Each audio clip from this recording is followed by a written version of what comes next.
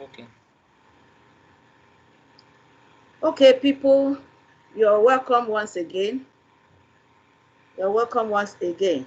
So I want to go back to the sharing. I want to go back to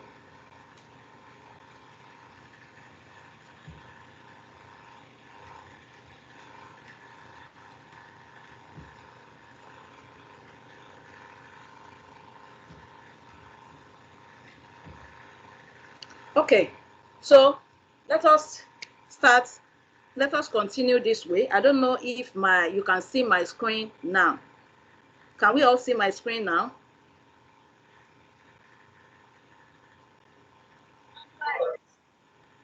No, we can't see your screen. Okay, then it's coming. That'll be a matter of connectivity. I'm moving on until we see my screen, so that we can actually follow me on on those things I will be doing.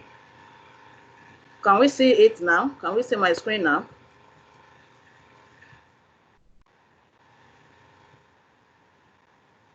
Hello, can you see my screen, please? Not yet. The screen hasn't started Not displaying. yet. It's not displaying. Oh, No, not yet. still on share. Okay, it has come on. Okay, thank you very much. It's on now. Yes, thank you very much. So, as a matter of fact, some of the things I will be showing us today are going to be particular to us as teachers, because I'll be trying to develop to create a lesson plan, a lesson note, and I will not what the things I'll be showing are not actually standards. I'm not showing any standard, but I'm just trying to take us through all the things we said yesterday and more of them.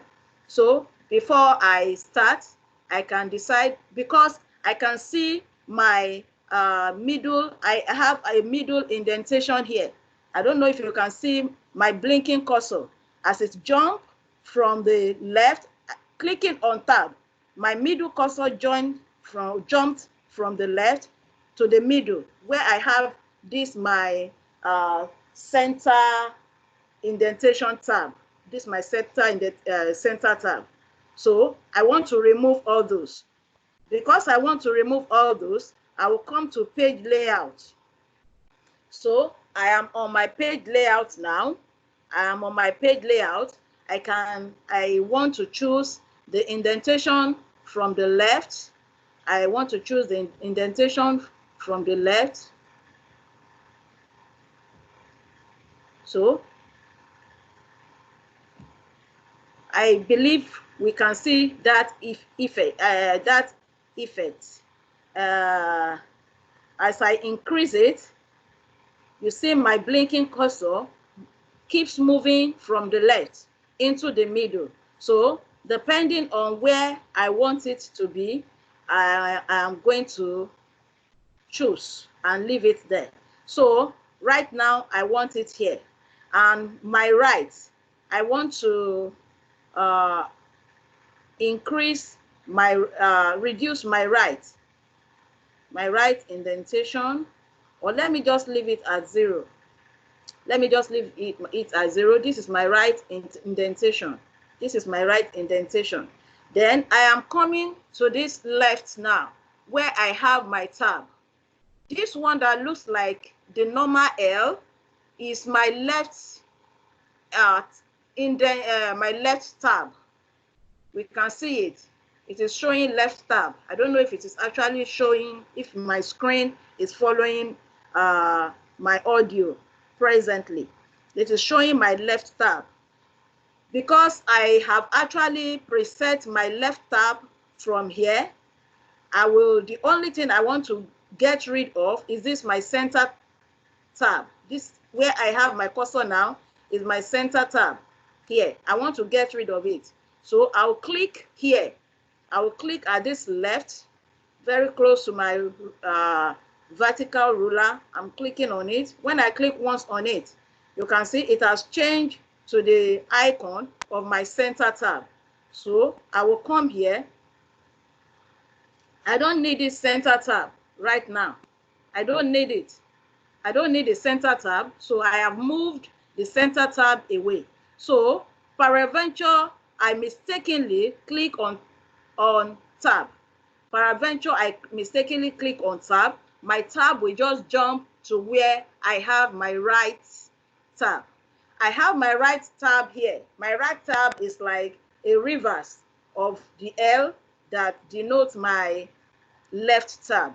So I want to set my right tab. I don't want it here because setting my right tab here means whatever I am typing is going to be stopping here at this I think 5 point something points. So I want to move my right tab. I want to move it to this point where I have my right indent. So I come back here, I click on this, my center tab, and now it has changed to my right tab. So I come to my right tab and move it. I'm moving my right tab now. Sorry for that. Let me, I want to pick my right tab again. So I'm moving my right tab. I have actually moved my right tab to where I have my right indent. So whatever I am typing now, see where I have my blinking cursor, whatever I type will start from my blinking cursor and it will actually, I can continue to type and it will end where I have my right indent and my right tab stopping. I will actually move the right tab away from there later on so that you can see the effects of each of this. So I want to start with my dates. I'll click on the cap key on my desktop, on my keyboard. Sorry for that. I click on my caps lock on my keyboard because I want to type my date in capital. Okay, looking at this now, okay, part of my presetting, sorry, part of my page presetting, I can decide to choose my font, the font I would like to work with on this document. I can preset it. Let me quickly get rid of this, my date. I want to preset. For me, whenever I am working with materials that are formal materials, really, I love this Times New Roman. I don't know why, a very old font, but I love it. And I have actually increased my font size. Here, I increased my font size here. I have increased my font size to 18. So I want to start working now. With my caps lock on, so I'm typing now. Sorry for that.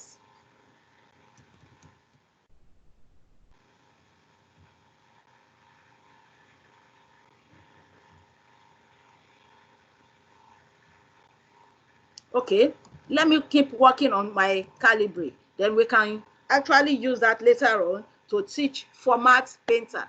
We couldn't touch Format Painter yesterday. So my date,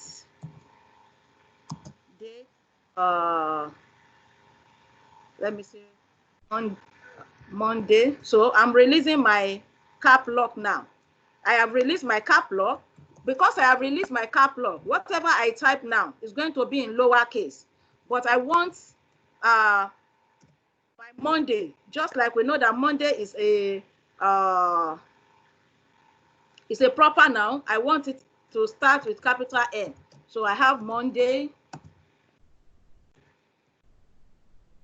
let's say Monday 20th September.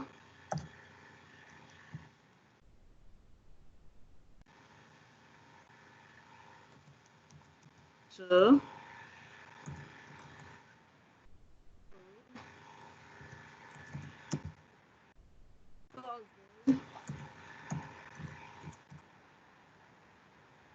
24th.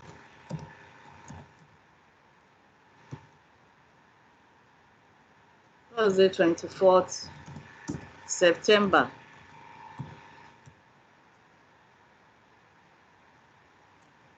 Okay, after everything, I can actually come back to edit my errors, my mistake, typographical error. Like now, this my September is highlighted because the spelling is not right.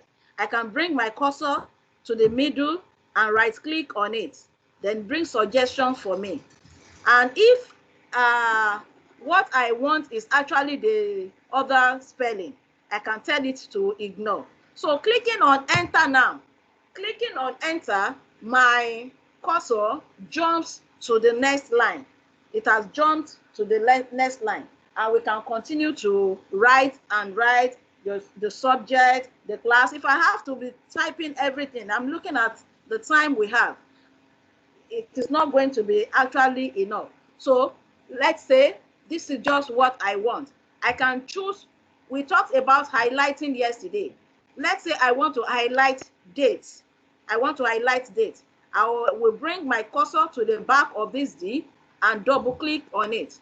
As I double click on it, you can see that my date is highlighted already.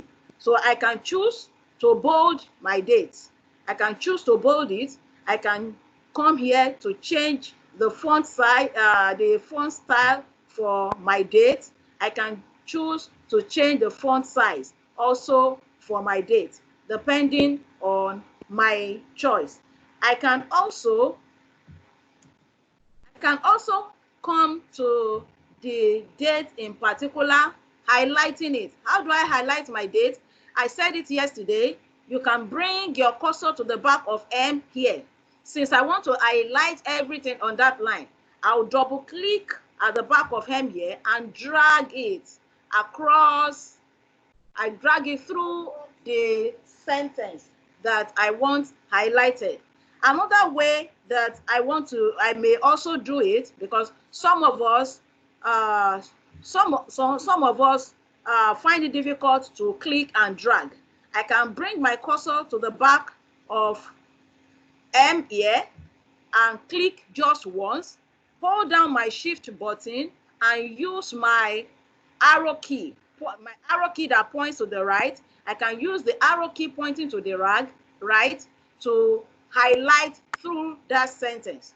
So many things I can do with that sentence. I can increase the font size. I can change the font style.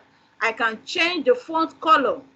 I can change the font color depending on my choice and my decision. Depending on my decision, I can actually decide to change it. I can decide also to put it in italics and all sorts, depending on how I want my work to apply. My date here, I can choose to underline it. There is a shortcut for underline, that is holding down the control key and clicking on U, that is Control U. That is Control U, or you come here to this top and click on this U that is underlined here. I can click on it. Immediately I click on it, you'll find the effect. You will find the effect here on my dates.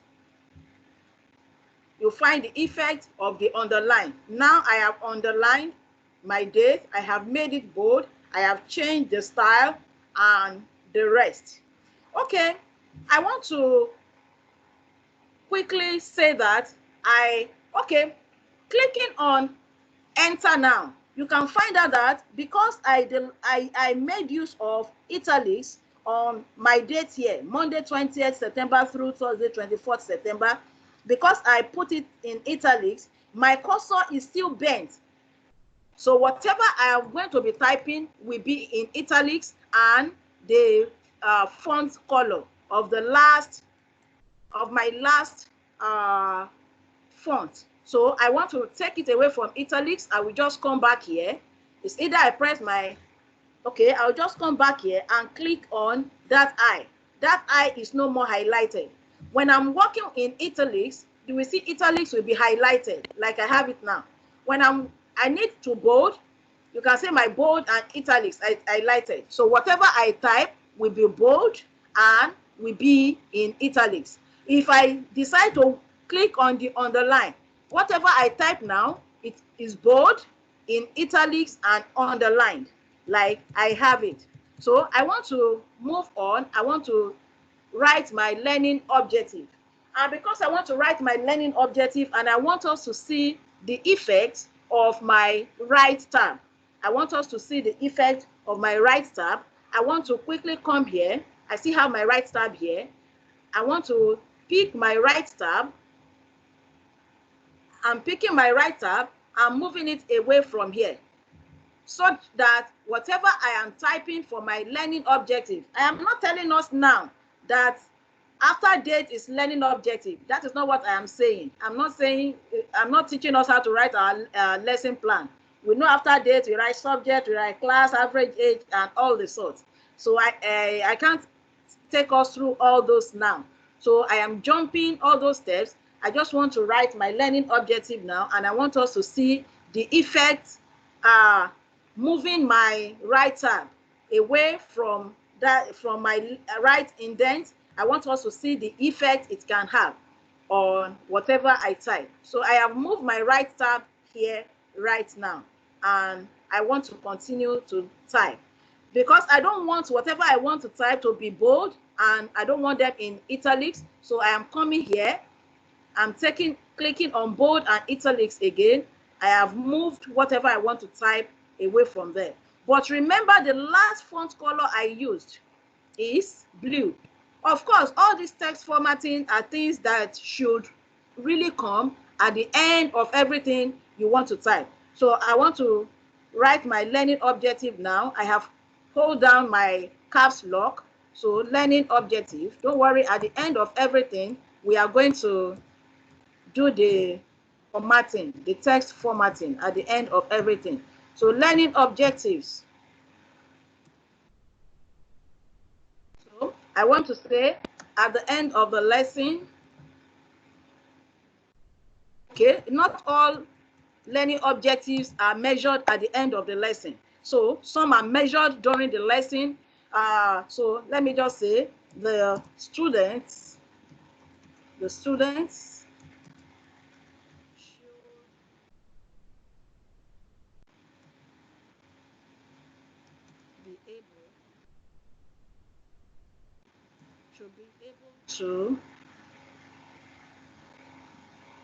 should be able to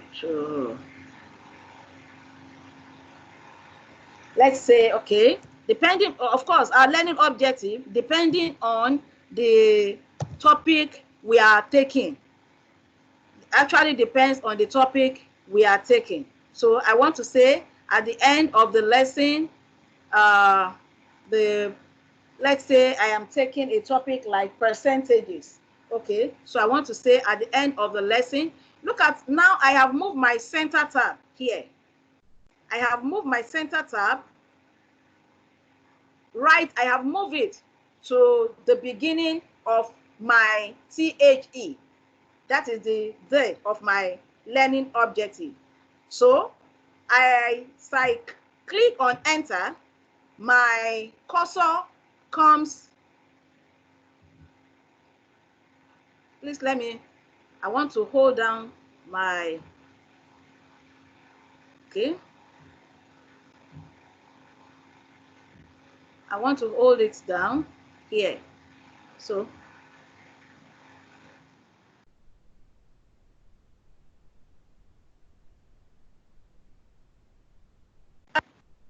that's, I think,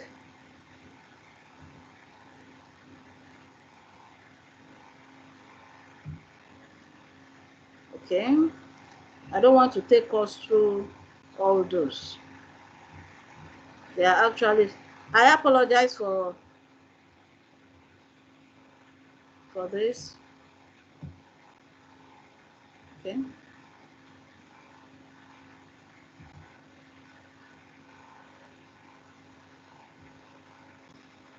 So As I click on enter, it moves me to the next line. And because what I want to type, I want it to start from here. So I'll just click on my tab key. I'm clicking on tab key on my keyboard.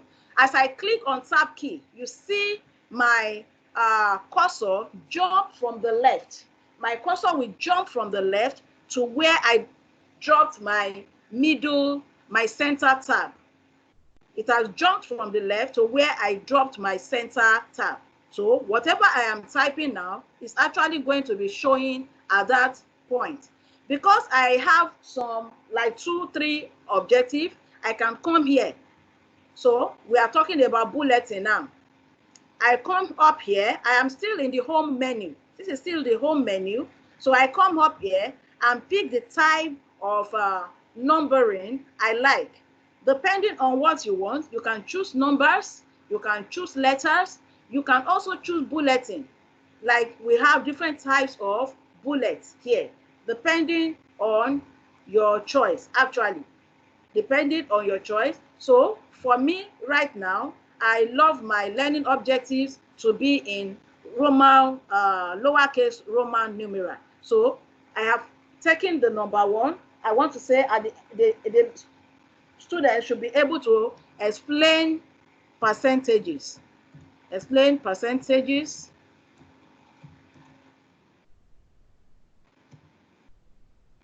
Clicking on enter. Immediately I click on enter, the numbering I chose will just continue. I did not go back to select Roman figure 2. It will bring itself out automatically. So my second learning objective, I want to say they should be able to change fractions to percentages. Be able to change fractions to percentages. So I have one more learning objective. I click on enter. It takes me to the 3rd line because I am still working with my center indent. It will not return me to the left. It will return me to the left. So I have my 3rd. I want to say my students should be able to change decimals to percentages. I want to stop there. They should be able to change decimals to percentages. So I have that. I am done with my learning objective. Even as I click on enter, I will still find out that it continues numbering. It continues numbering because it does not know I am done. So I click on backspace and I can actually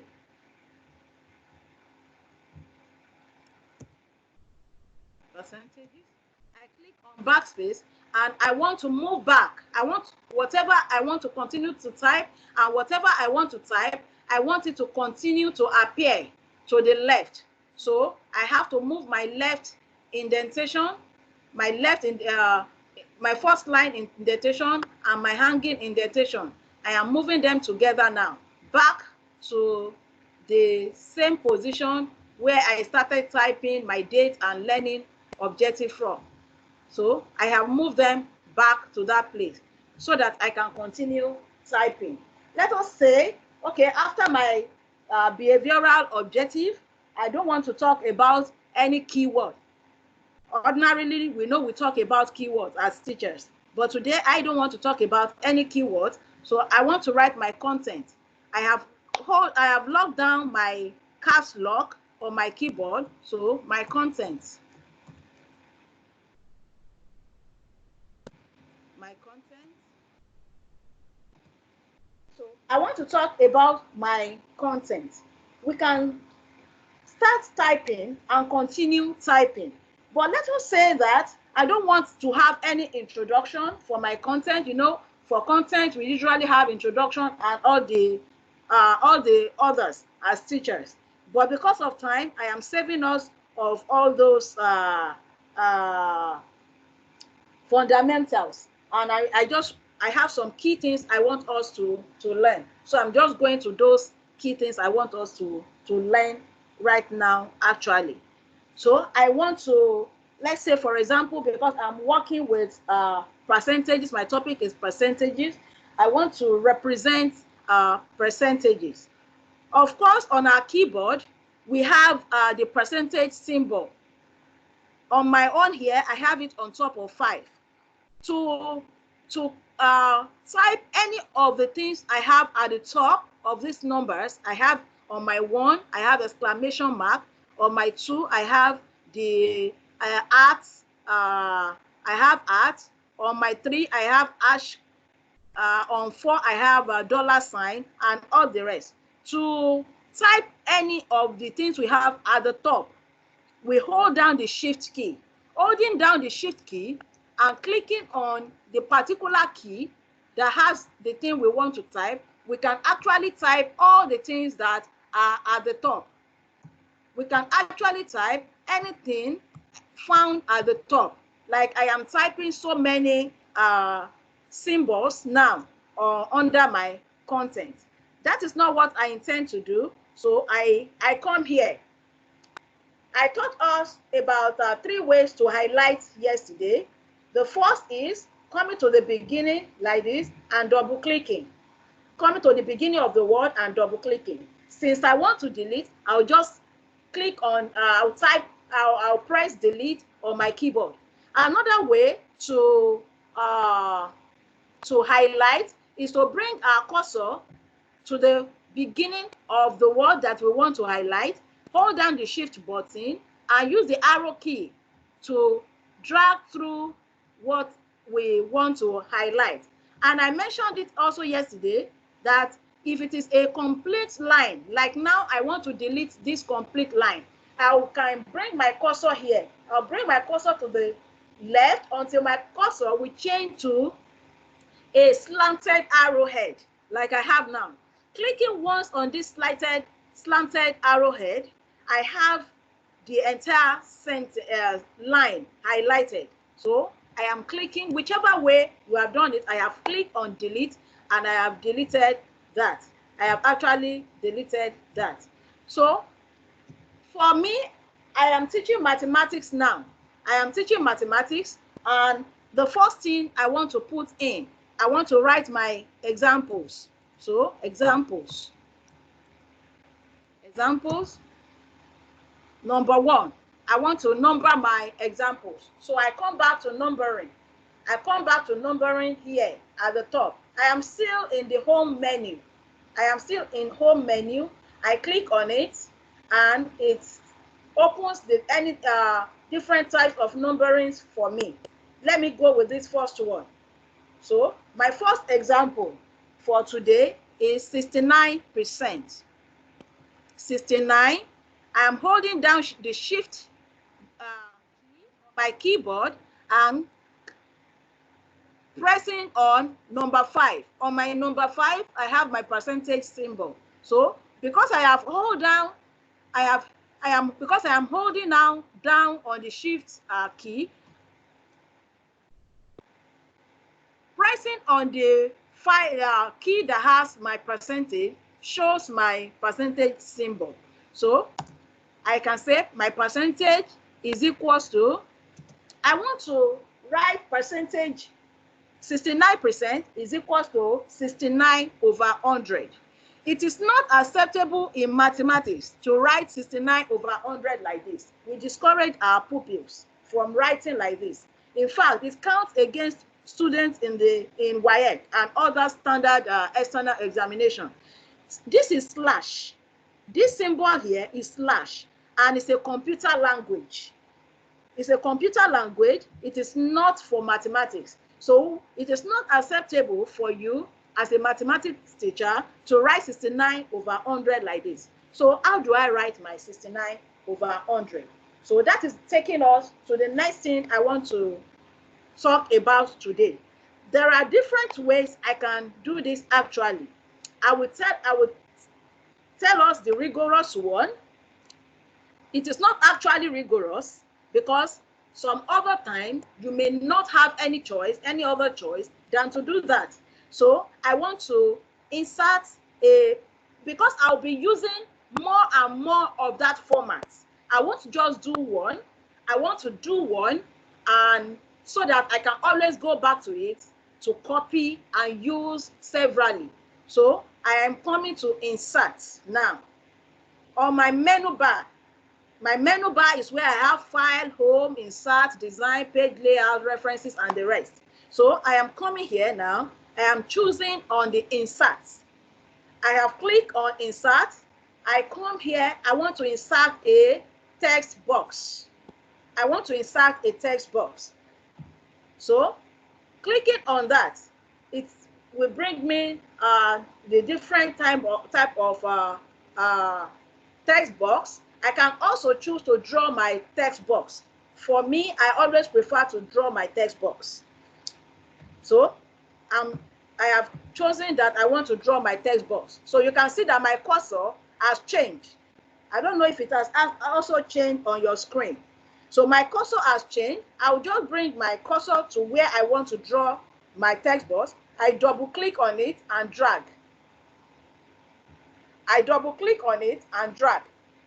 I can choose clicking on this edge and moving it, make my text box smaller, dragging it further, make it wider. I can also hold it here at this same corner and drag it downwards to make it bigger, depending on my choice. That is one way of doing it. I can also decide not to work with text box. Still in my insert, still at insert, I can decide to insert a shape. I can insert a rectangular shape. I can pick a rectangular shape from my insert menu. Insert. I don't know if my screen, please let somebody tell me if my screen is following my audio. I hope I'm not talking faster than my screen. Yeah. No, you're fine. It's following. Thank you very much. Thank you very much. So I can also come here and pick any type of shape I want. But because I will like something that looks like my text box, so I pick on my rectangle. Just the same way it changed when I pick my text box. It has also changed. So I come to where I want it, double clicking on it and dragging. Now that I have it here, my rectangle is still highlighted. Because it is still highlighted, I can use the arrow key on my keyboard to move my rectangle. Like now, I am moving my rectangle downwards. I can return it upwards. I can move it to the right. I can use my arrow key to move it to the left conveniently. Here right now, my rectangle is filled with blue color. I don't want any color in my rectangle, my own choice right now. And because I also want to teach us some basic things. So coming up here, I have shape fill, I have shape outline, I have shape effects. So right now, I want to remove this color blue inside now is the fill of my shape. So I want to remove my shape fill. You can see the color blue is highlighted here. As I click on the shape fill, the color blue is highlighted with red color around it. That is because it is color blue that is filling the shape. I want a plain shape. I want a plain shape. I can come here and click on this, or I come down here and say no fill. So I have clicked on no fill. I can change the, because all these things are possible because that my rectangle is still highlighted. If my rectangle is no more highlighted, whatever I do will not take effect on it. So I can change my shape outline. For me right now, I don't need any outline for my shape. I don't need any outline for it because at the end of the day, I don't want that my rectangle to show. It is the text I am typing inside it that I want to show. So I click on no outline. When I remove my cursor from there, it is like my rectangle is not there. You can't see my rectangle. I am the only one that knows that my rectangle is actually here. So I remove that. While I am still working on that rectangle, I can still give it the shape outline. Let me give it a simple shape outline that is black while I am still working on it. However, I'm going to remove it. So because I want to type 69/100, I will come to insert again and click on shapes. Insert shapes. I'm picking on line. I want to pick on a line to write my over. So I click on it once. You can see my drawing cursor.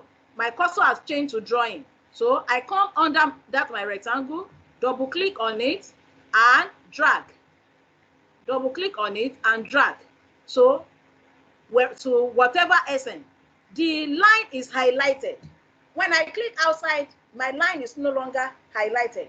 I want to work on this line. I come on it. Immediately my cursor changes to these four arrow pointing different to the four cardinals, and I click on it. It selects my line. My line now is selected, so I can do any work I want to do with it. Move it to the right, move it to the left.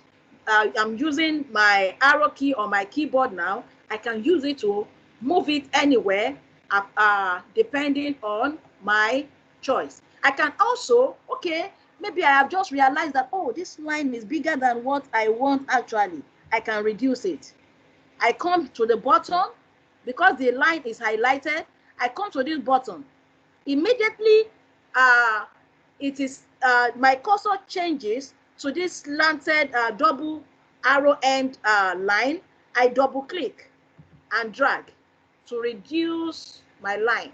I double click and drag to reduce my line to whatever length I want it to be. So I am leaving it like that presently. My line, I want my line to show, and I want it to be the same color as my text. Now my text is blue, so I am leaving my line also as blue.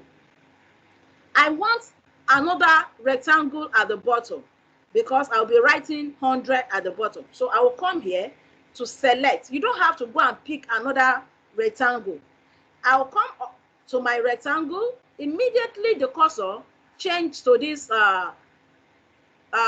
four cardinal arrow. I click on it and that selects my rectangle. With I can once the rectangle is selected, I can right click on it.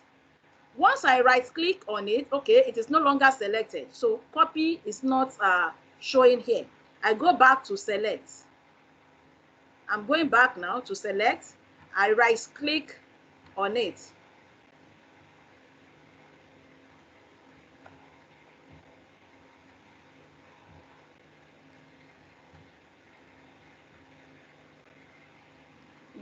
No, I'm not wrapping any text. I'm not writing any text. So right clicking on it, it brings options for me. I can choose to copy it. I click on copy here, it copies it. Or better still, for some of us that love shortcuts, there are so many shortcuts on computer. Life is not like computer. All shortcuts on computer are very safe, unlike shortcuts in real life. So that is a way I can bring my, I can still click. I have moved my cursor away from the rectangle. Outside, I can click on paste. I can click that. It should paste the rectangle for me. So I have my other rectangle here now. I have my other rectangle here now. I want to take us through the undo that I taught us yesterday. You know, I said it that as I'll be teaching us, I'll be reminding us of the things we did yesterday. So I don't want this rectangle again. I duplicated it by mistake. So I'll come back here. I can click here to undo. Immediately I click on that arrow pointing backwards, it gets undone. Whatever my duplication is undone already. Oh, that undo was a mistake. I can click on this to redo. To undo, we can also use the shortcut of holding down Control and clicking on Z on our keyboard. That is Control Z. Control Z is another one I taught us yesterday about undoing. So I want to teach us another way to copy. You know, I was about to copy this. Once I bring my cursor to my rectangle and it changes to that 4 cardinal arrow, I click on it to select the rectangle. Now my rectangle is selected. I can hold down my Control key on my keyboard and press C. We call it Control C. Control C is a shortcut for copy. Right now, I have copied it without right-clicking on my mouse. I have actually copied because I selected the shape and I have pressed my Control C. I have actually copied it. To paste it without right-clicking on my mouse, I press on Control V. Control V is the shortcut for paste. Now you can see that my rectangle has been duplicated and the new one is highlighted. So I will use my arrow key on my keyboard because the new one is already highlighted for me. I'm using my keyboard to move it where I want it to be. Right now, I have my rectangle. My line is not very straight, so I want to adjust it. Okay, it is straight now. So now I have my 2 rectangles with my line, inside which I can type in my 69/100. But one thing with this is that when you want to copy it, you can't copy it right now as it is. You can't copy it together. So because I would like to copy it together, I'm going to be grouping it. Remember I said earlier on that I don't want the outline. I don't want my rectangles to show. So I'm going to be hiding the outlines now of my rectangle. I'll come here. I have selected my rectangle. Then I want to hide the outline. I want to hide the outline of my, let me just click on it, right clicking on it.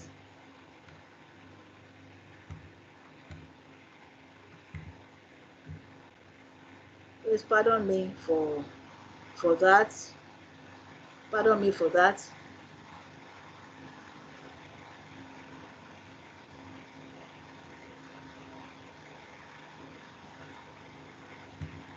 Okay, I want to remove the outline of my shape. Okay, sorry, I can't get it. I can't get it from there. So sorry for this now. Okay, I have come to my format. I want to format that shape. I want to format my rectangle. I highlighted the rectangle, so I want to format the rectangle now. I came to format. I click on format. So I want to remove the shape outline. So I'll click on no outline. So for my rectangle, there is no more outline for it. That is the rectangle at the top. You can't find it again. I will do the same thing for this rectangle here. Shape outline, no outline. So the only outline you can see now is my line, but it does not mean that my rectangles are not there. So I want to group my rectangle with my line, my 2 rectangles with my line. I'm going to be grouping them now so that anytime I come to copy this shape, my two rectangles and my line will appear as one object. I want them to always appear as one object. So I will come to where I know my rectangle is here, even though it is invisible.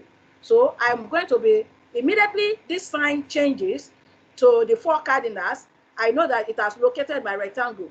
I tap on it, I click on it once. Now it has highlighted my rectangle. Then I hold down my shift button. I'm holding down the shift button on my keyboard. I will move my cursor to the line. Immediately my cursor changes. I'm still holding down on my shift button. Immediately my cursor changes to the 4 cardinal. I click on it once. So you can see that now my top rectangle is highlighted. My line is also highlighted. I want to highlight the rectangle at the bottom. Immediately, my cursor changes to the 4 cardinal. It has located that other rectangle. I am still holding down on my shift key. I've not left it since the beginning. So I click on it. So the 3 of them are highlighted now. So I have left my shift key. Then I right click. Right clicking, I don't know what is actually happening to this, the right side of my mouse. The right side of my mouse is not, sorry for that, I have to select again. The right side of my mouse is having some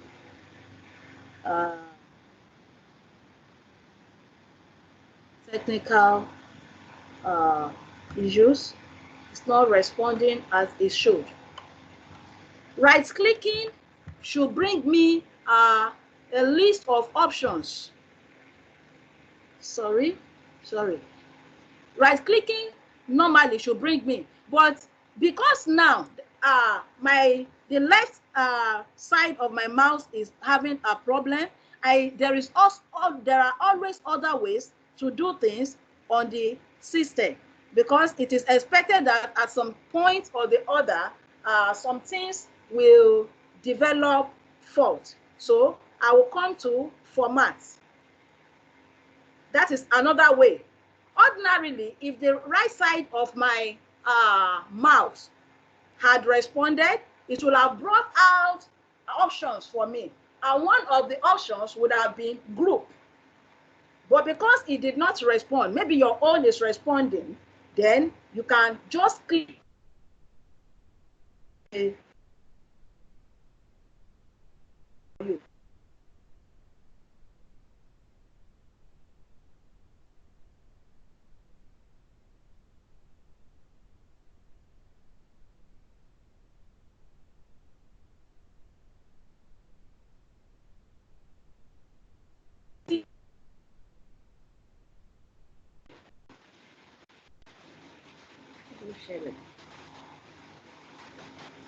Oh, I'm sorry for that. That was network.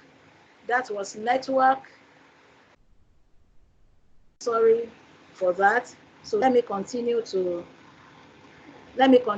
share.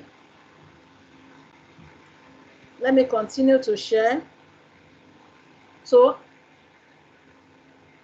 okay, so I'm continuing because I have selected the 2 rectangles with my line. So I click on format and I come here on my format where I have my arrow now. Please let somebody confirm to me that my screen is showing.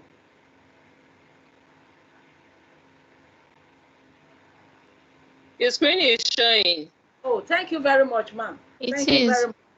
So I am going to click on group now, which means I am grouping the 3 of them. I'm grouping the 3 objects I have selected. So I click on group. It drops down, then I send it to group. So it has actually grouped it. Because I click on group, because I have grouped it, you can see, looking at this where I have the 3 objects, you can see now that they are no longer highlighted as 3 different objects again. They are now highlighted as one singular object. So I have one singular object now. I can, the way it is highlighted, I have moved my cursor away from it. I can come here. Once it changes, I can highlight it as one singular object. I can copy it, I can paste it elsewhere, and it will always appear like this. So I have my top rectangle. I can insert text into this rectangle. Now, I just right-clicked. I selected, let me take us back to that place. I come here, I click on it once, it is selected. So I click, once it is selected, I right-click on it. So I can see my invisible top and bottom rectangles. I want to insert text into this my top rectangle. So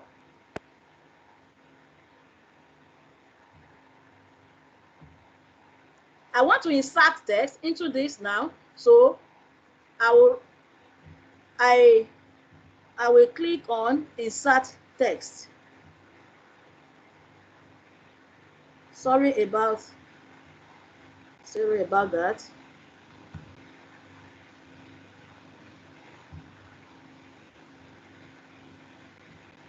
My right mouse is actually disappointing me. I'm sorry about that.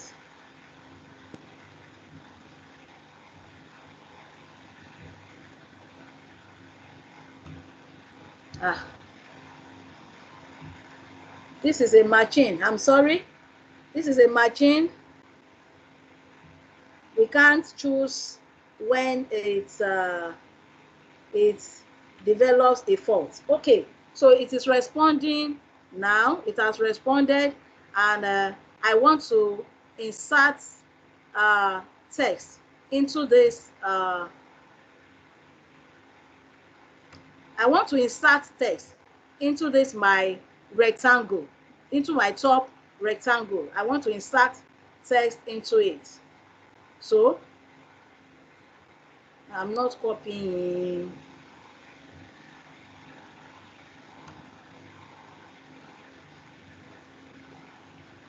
Don't mind it too.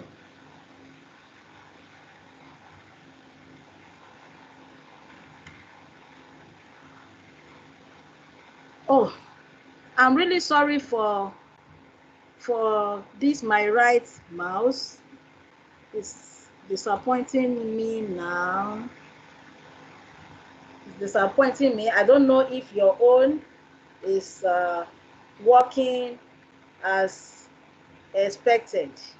I don't know if your own is working as expected, but mine is not right now. Okay, so I have highlighted it. So I want to type into it.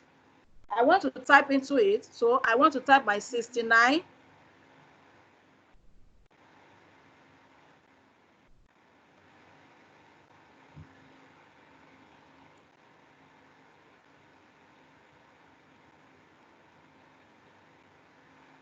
No, it's not giving me what I want yet. It's not giving me what I want yet.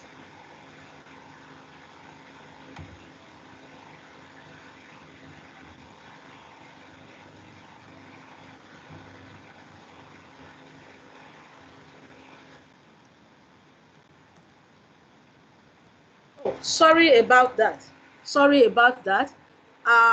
There is no problem. Let me quickly start all over with this. I want to quickly start all over with it so that from the beginning I will just insert my text so that I don't have that problem. I don't want to have that problem now.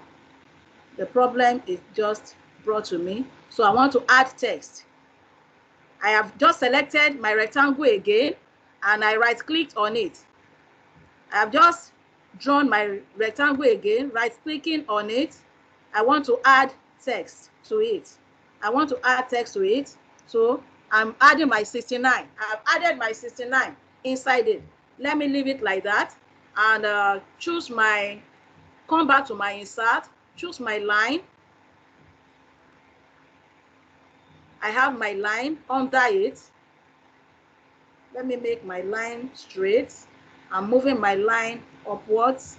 Then I come back to select my rectangle. I want to select my rectangle again and Control copy. I have copied it. That is Control C. I want to paste it now. Control V. Control V is for paste. So it has pasted for me. So I am taking it downwards now. I have duplicated. So I want to edit the text I have here inside this now. So I am just like we use backspace to delete. So I am deleting. So I have 100 inside it. I can change the shape fill because I don't want any shape fill. So I highlighted this. My shape fill, no fill. My shape outline, no outline.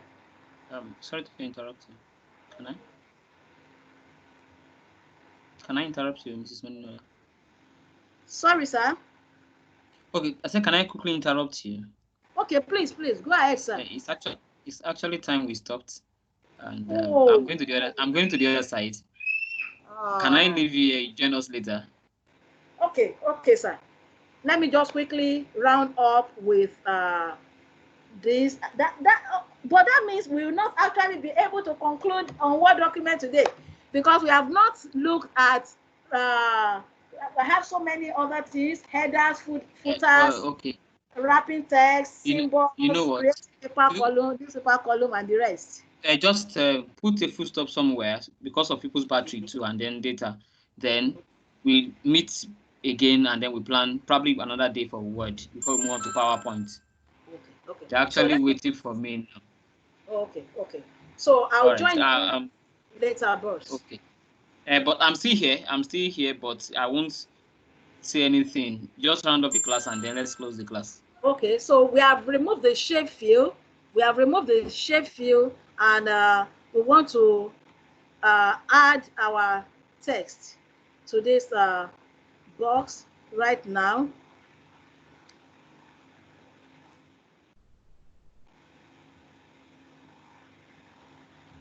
We have removed the shape fill. I want to add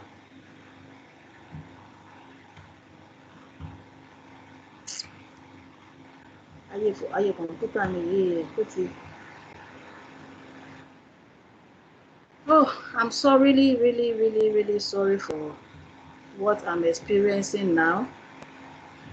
I'm sorry for what we are experiencing now. Okay, let me just remove the highlight and group so that we can complete this. So let me take us to format. Format so that we actually group. So I have grouped everything I have here.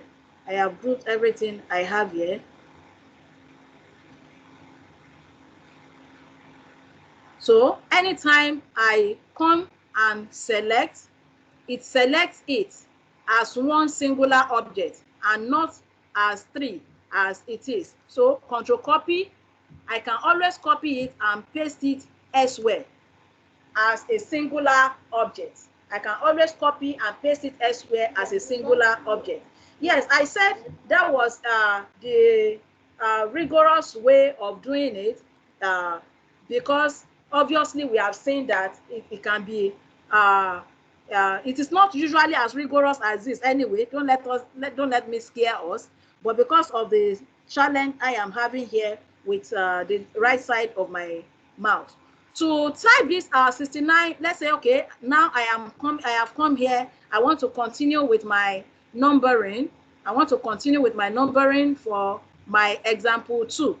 So I just come here, I click on my numbering, and it continues with number 2 for me. It is also asking me if I want to restart the numbering. If I want to restart the numbering, I click on it. If I want to continue numbering, I leave it as it is. Let's say now I have 79. I have 79%. I have 79% is equals to, and I want to teach us the easier way. I come to insert and come to equation, because I'm trying to round up now. I come here, insert, equation.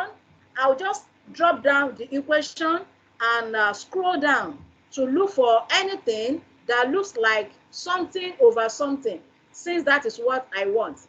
I have my algebraic equation here. This my algebraic equation, my quadratic formula, has something like numerator over denominator. So I click on it. So you can see it here. It has inserted for me. I can actually edit this my formula. I have clicked on the formula. I am pressing on backspace now to delete what was there. I have pressed on backspace to delete what was there. I want to also delete this my x because I don't need it. I want to delete this my equals to and my x. So I have deleted. So I am left with only this box at the top where I want to type my 79. My 79, and at the bottom, I want to delete this 2a. So I type my 100, I delete the 2a and type in my 100. So I have my 79 over 100, as opposed to when I have to insert text box on my draw my line, insert another box and group and do all the sort. In fact, I want to say that many of these opportunities that we have, I can, now I come to the formula, double clicking on it, I have highlighted it, I can click on control copy to copy it and paste it any other place I want. I can come here, highlight the formula, control copy, and paste it any other place I want, and edit it to fit into what I want there. Like now, I have my 69 over 100 also here. I have my 69 over 100. So those are one of the few ways of inserting objects and grouping, in our Word document. We can also insert headers and footers. I thought I will be able to get there today, and wrap text around the objects. We can wrap text around the objects we have. My boss, can I quickly bring up a document I've already prepared, insert an object and wrap a text around it so that people can benefit from that today, then we call it a day. Mr. Okpefa, are you still in the house, please? I think he said he will not be in, that he's not available again. Okay. He was going on another platform. Yes, it was. He has gone to our party. We have a party. So since the boss is not here, let me just take that one more step. I want to bring up a document I have already prepared. I want to bring out a document I have already prepared. My, I think I worked with it yesterday, my document 22.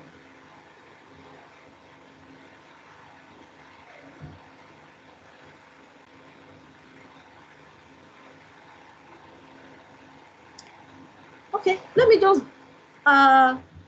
bring up any of, that is actually PowerPoint. Okay, let me get this Concord out. Okay, let me get this Concord out. I just hope it has enough, okay, it has enough text like I will want to work with. We can insert pictures also into our Word documents. We can insert pictures into our Word document and wrap our text around the object and the pictures. Like presently, I want to reduce the font I have here. I want to reduce the font, so I click on I want to select the entire document. So I click on Control A. Control A selects the entire document for me. So I want to reduce the font size. Let me put the font size at 18. So I have my font size now at 18. I can choose to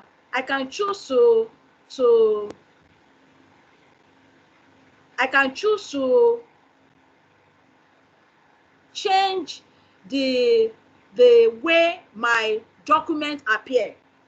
I can choose to change the way this document appear by putting it, that is creating my document like a newspaper column.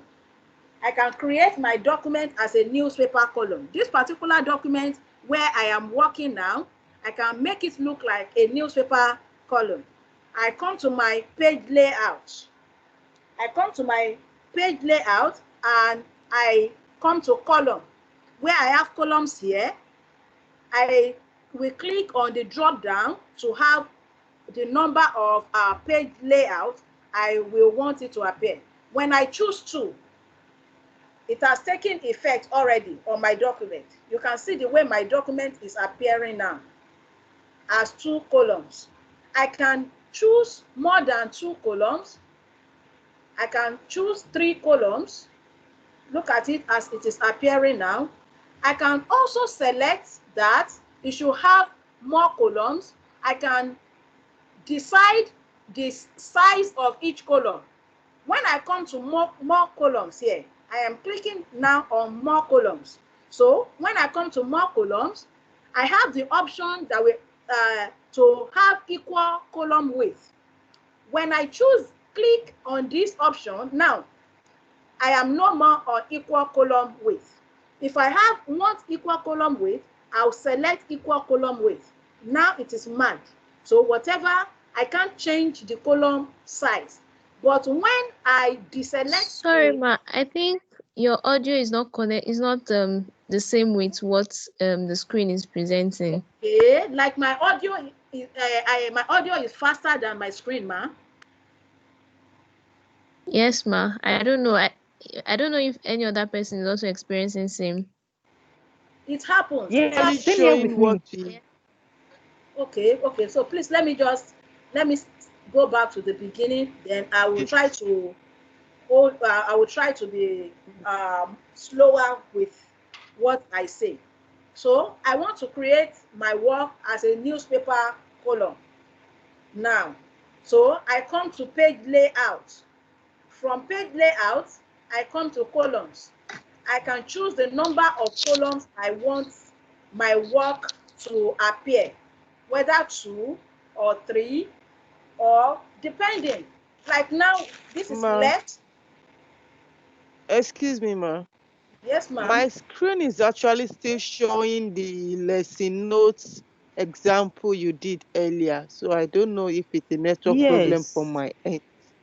Oh, thank you very much for calling my attention to that. So which means like I am not sharing this particular one I'm talking about.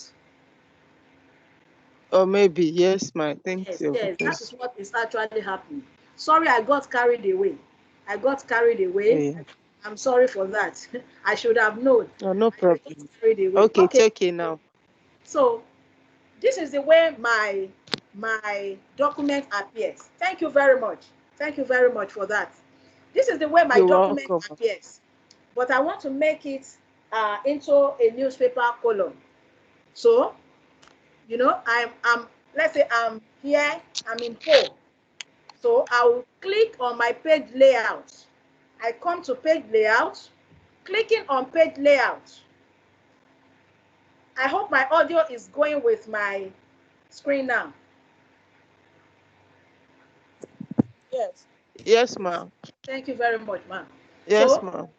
I come to page layout. From page layout, I click on columns. When I click on columns, it brings to me all options of layout I can have. 2, when I click on 2, it breaks it into 2 columns for me. When I click on 3, it breaks it into 3 columns for me, and so on and so forth. I can decide to have more than 3 columns so that my work can really appear as a newspaper column. So I'll come down here where I have more columns and click on it. Clicking on it, here I have equal column width. I will deselect it. It is selected now. So I can't do anything. I can't change the column width here because equal column width is selected. So I want to deselect. So I have actually deselected the equal column width so that I want to adjust my middle column. I want to adjust my middle column so that it will be smaller than the other 2 columns. So I am reducing. You can see the effect of what I'm doing here. The more I reduce my middle column, you see the effect here. So let's say I want to leave it at this. I want to leave it at this. Then I can also decide to increase the number of columns I want. Now I am working with 3 columns. Let's see the effect of what I have done right now on it. So I click on OK. So this is the effect. My right and left are, in fact, my right and left, we didn't look at that. My left is actually smaller also than my right. Look at it here. I want to make my right and left the same size. So let me make my right also 1.83. If it is not bringing what you want, you can click into that box and type in what you want. So I want to make it 1.83. So I want my left column to be 1.83 inches wide, my third column 1.83 inches wide, my middle column 1 inch. So I click on OK and I have that. Now we have it that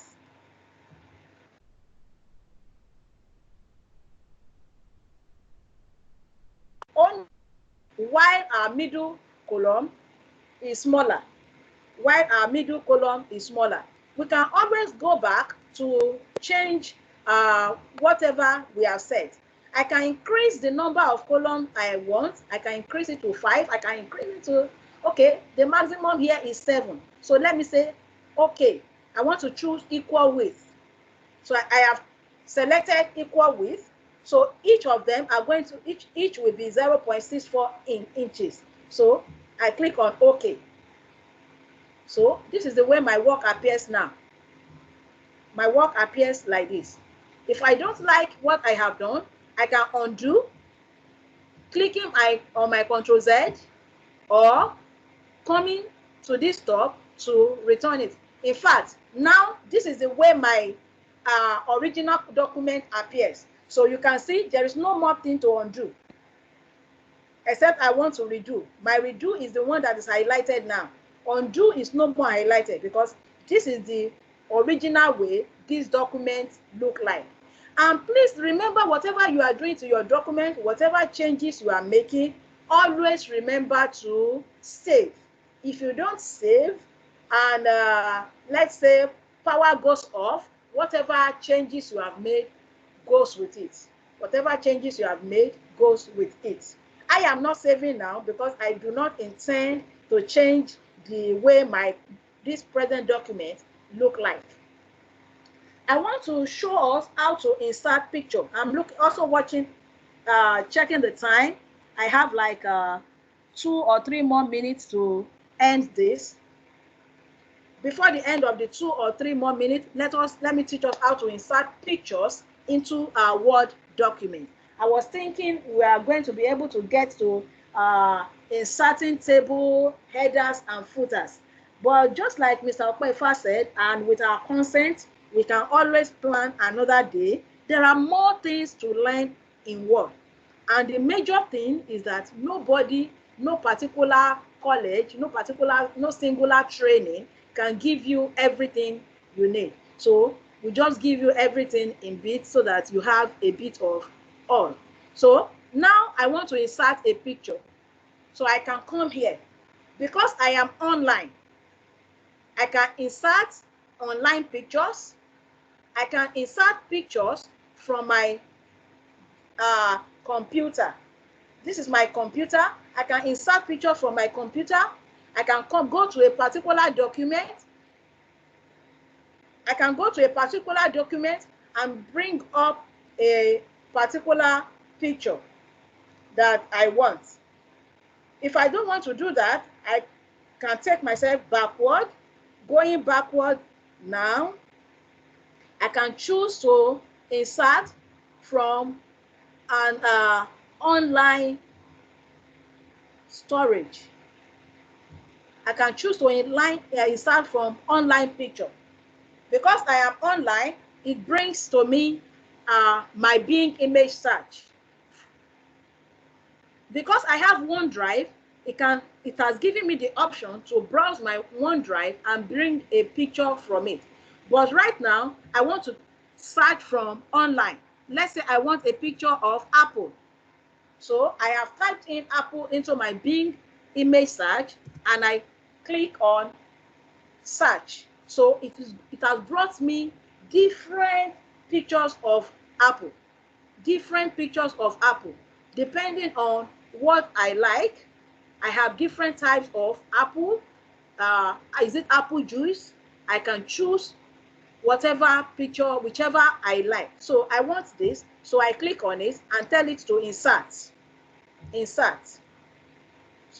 So it is downloading. It has actually inserted into my Word document for me. But I don't want it to appear like this.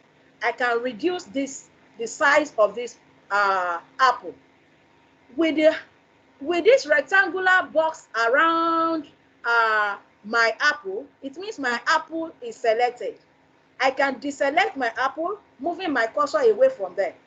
I want to work with this apple. I'll bring my cursor to the apple. Once my cursor change to the 4 cardinal arrow, I click on it and it is selected. I will come to this end. Once my arrow changes to this double-edged, once my cursor changes to this double-ended arrow, I drag it. I am moving it in now. I click and drag it in to reduce or increase the size of my apple, depending on the size I want. I can use that to increase or reduce the size of my apple, depending on the size I want. So now I have done this. There are more things I can do with this apple. I can wrap my text around it, and that is where I am actually going now. I want to teach us how to wrap our text around pictures or around objects. Now we have pictures because we want our work to be creative. This is 21st century, and the 21st century learners, they love pictures, they love graphics. That is the way their brain, their body is configured. That is the way their brain and body is configured. So we have to give them what will interest them. So let us say, for example, this text I have here is a text teaching something on Apple. So because I want it to be attractive to my learner, I have brought this picture of Apple into it. I can wrap my text around this picture. I can wrap my text around this picture.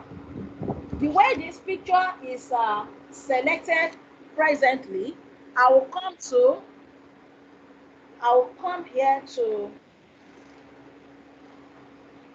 here to my page layout. Yes, it's giving me an option here by the right. Choose how your object should interact with the text around it. Even without going to the page layout, I have this option automatically brought for me. I will keep clicking on this option. It's already giving me the layout options automatically. Without going to the page layout, it's already giving me options of how I can have my text wrapped around my apple. So let's try the different options it has brought. So I click on this. So look at the way it is representing my apple now. It has brought this my apple here. I can move it downwards myself. I can move it downwards myself depending on the position I want my apple to appear. I can move it downward depending on the position I want it to appear. This is appearing like this because I chose that it should appear as a square around it. I can make it appear around it so that my text can be tightly wrapped around it. So I choose on tight. So now with tight, this is what we have. This is what we have. I think the effect is not really showing now because the font size I have my text is so large. Please let me quickly select my text and reduce the font size so that we can see more vividly the effect of wrapping this text around it. So I select this, I want to move it up. More of these things we can do on our own. But for a case where it does not automatically bring you this option of wrapping the text around your object, you can actually come to page layout. Once you click on your page layout, you have wrap text here, like here that I have it. And this can also give me more options. So I click on it. Then I have all the options: square, side, through, top and bottom. Now, because I have clicked on top and bottom, you can see my apple has been moved in between my text. I can always walk around this. I can always run around it. I want to use edit wrap points now. I want this my apple to form a star in between my text. So I want to choose edit wrap point. So I click on edit wrap point. So it has brought this to me. I can choose how I want it to be wrapped around it by choosing any of these dots. Each of these dots shows points, outlines of the apple. So I can move it. I can move it upwards, okay, because I want it to look like a star. You can see the way I am actually adjusting. I am adjusting my outlines now. Whatever I do here, my text is going to follow it. So I'm trying to draw a star now. I am trying to draw a star now so that with my apple, I can have my text wrap around my apple in form of a star. So many things we can do. You know, more of these things we learn on our own. As the more we practice, the better we get with each of these things. So it is not, the effect of this is not really showing now because of I don't have a tight text, because I don't have a tight text. But this is basically how to wrap our text around our picture. This is basically how to wrap text around picture.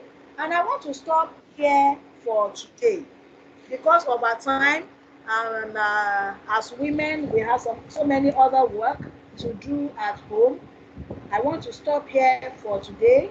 Maybe any other day when God permits us to meet, We will look at how to insert tables into a Word document, how to insert tables, how to insert headers and footers, page numbers. We'll look at all those things any other time that God permits us to meet. So at this point, I want to stop sharing and say I am having a stop for today.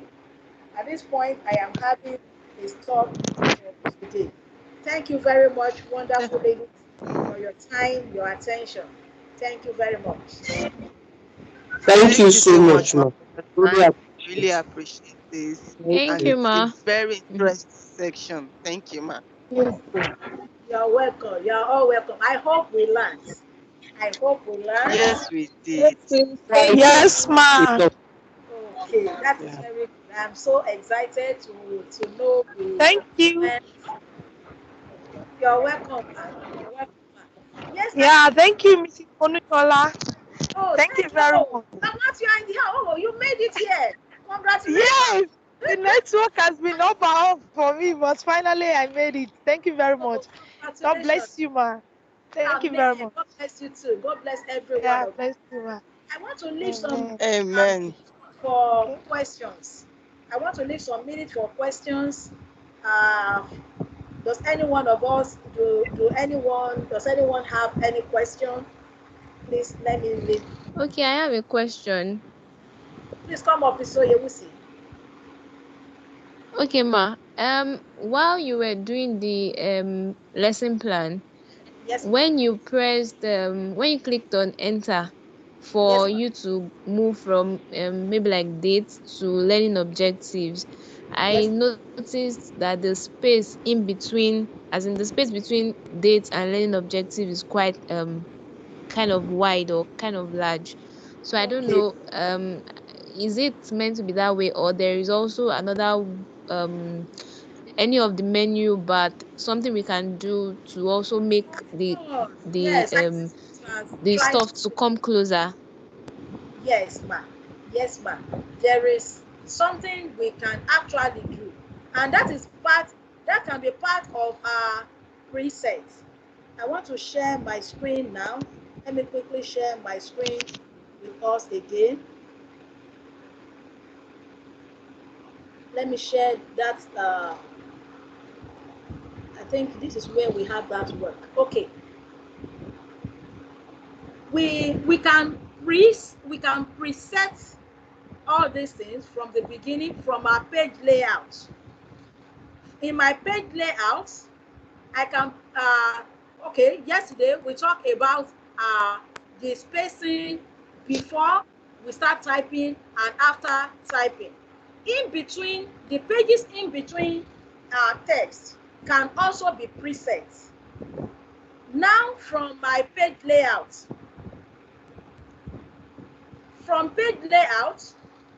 I will just come to this corner.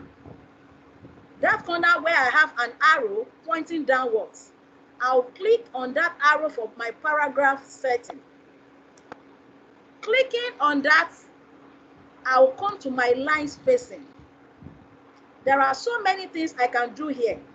I can choose my left indentation, the one I did manually with my ruler. I can also preset it from here. I can choose my right indentation, that one I did manually with my ruler. I can also set it from here. We can also preset spacing at the top of our paper where we want our typing to start from. That is between the top of my paper where I have my cursor now to where I want my dates to start from. I can preset it as before from here. If I'm going to be using a letter heading like I mentioned yesterday, I can increase this my space before so that my date can be dropped a lower downwards, so that when I print on my letter heading, my date will not sit on the logo or whatever header I have as part of my letter heading. We can set all that from here. Then your particular question is line spacing. The space I have here is so large because obviously you can see I have multiple line spacing. We can choose single. Let me cancel and select. I'm pressing Ctrl A now. Ctrl A. Then I want you to see the effect of what I am going to be setting now on my line spacing. So coming here, I can choose single. When I choose single and press OK, it takes effect on that. Let's also come here. We don't see so much effect there, so let us choose 1.5. When I choose 1.5, it is larger. I can also come depending on your choice. You can choose double, you can choose at least. When you choose at least, now you have the option to set. You have the option to set what you want your line spacing to be. You can choose what you want your line spacing to be. So I click on OK. I have this as the result of what I have done. So all those are things that are actually possible. That there are things that are actually possible. I can reduce it further. Let me come here and say 0.5. I have typed 0.5 on it. Let's see the effect. Okay, it is not made right now.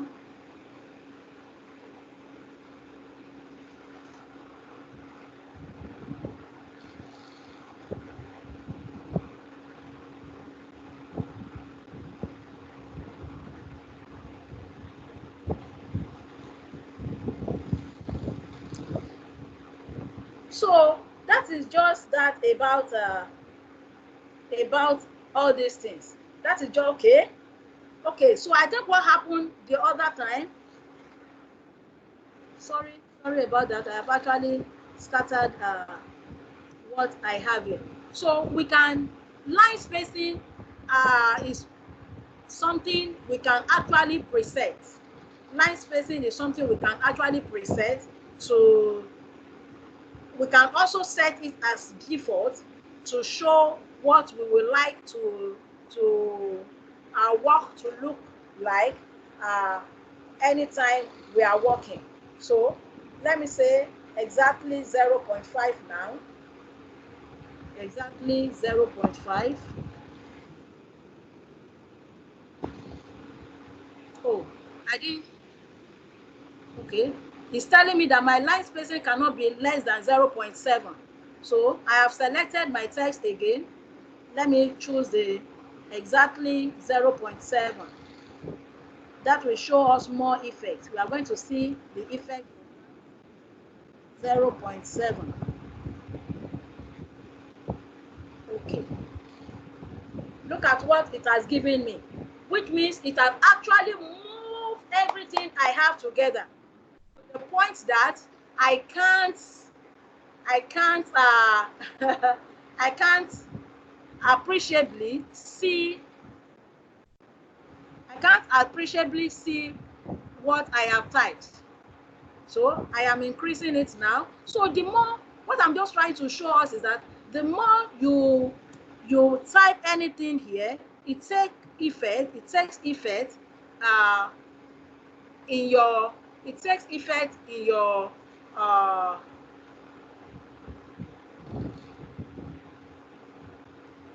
okay, let me see, I have 10 points. Okay, this is with 10 points. So all those things are actually possible. They are actually possible.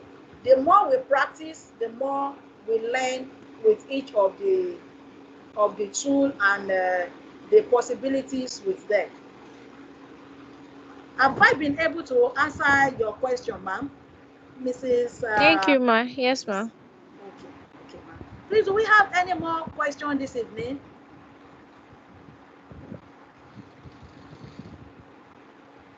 Do we have any other person with any more question? My intention, I want to discuss, I have decided to discuss with Mr. Okpaifa. I want to drop a kind of assignment for us in WhatsApp chat or the chat over here, so that each one of us can produce. I will specify on some specific tasks I want us to do with our Word document. I will specify changing maybe indentation, italics, bold. I will specify everything I want us to do, so that each one of us can produce and drop our assignment inside the chat here, or inside this our team chat for me, so that I can go through and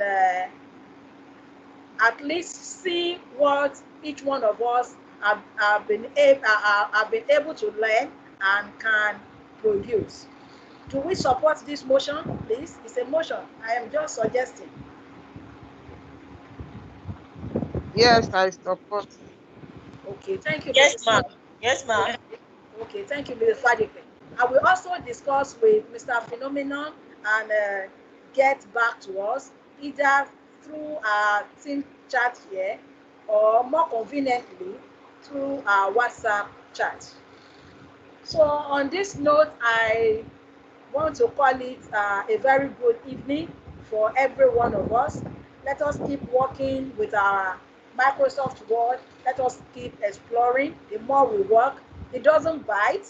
The more we work, the more we explore with it, the more we learn, the more we get to know uh, what each tool can do for us actually. Thank you very much for your time and attention. Have a very good evening all. Same here, ma. All right. All right. Thank Thank you you. very much. Thank you. Have a well-rested evening. Yeah, you too. Have a good evening, man. So we can start living actually. We can start living. Let me stop the recording.